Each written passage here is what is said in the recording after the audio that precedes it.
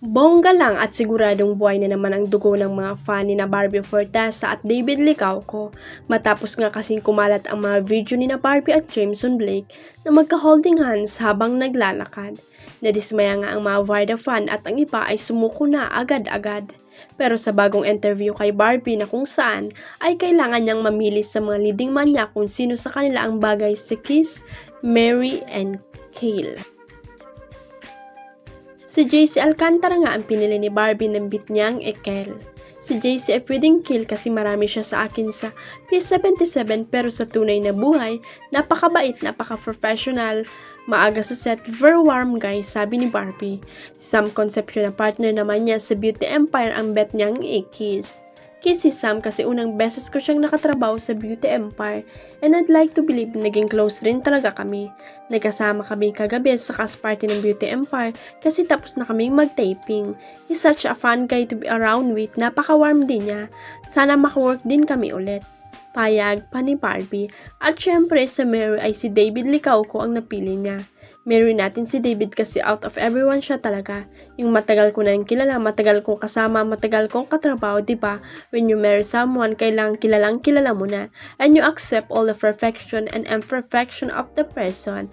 Sabi naman niya tungkol kay David. At yun nga, katakot-takot na kilig naman ang mababasa mo sa chika na yun ni Barbie. Well, sure ang mga gagamiting eksena ng marami ay Barbie gustong pakasalan si David. Maraming tao sa isang malaking photoshoot kamakailan lang ang humanga sa pagiging humble at marespeto ni Ashtin Olvega.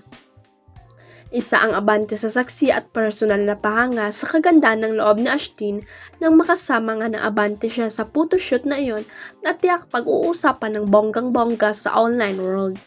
Kasama kasi ni Ash sa nasabing ganap ang 10 sa mga pinakasikat na baguhang celebrities sa bansa. Halos magkakasabay ang call time ng mga girls sa isang napakalaking studio sa Pasig, kaya halos sabay-sabay rin ang pag-ayos ng mga buhok at pag-makeup sa kanila. Kanya-kanyang pwesto ang mga glamting ng bawat artista sa dressing room. Isa si Ashtin sa maagang natapos pero kahit na ang hair and makeup session niya ay hindi ito nagpumilit na unahin na siyang bisan para makapag-shoot na. Super wait siya sa kanyang upuan, sa isang gilid at matyagang naghihintay na tawagin siya para bihisan at style ng magaling na in-house fashion stylist ng kumpanyang nag-produce ng shoot.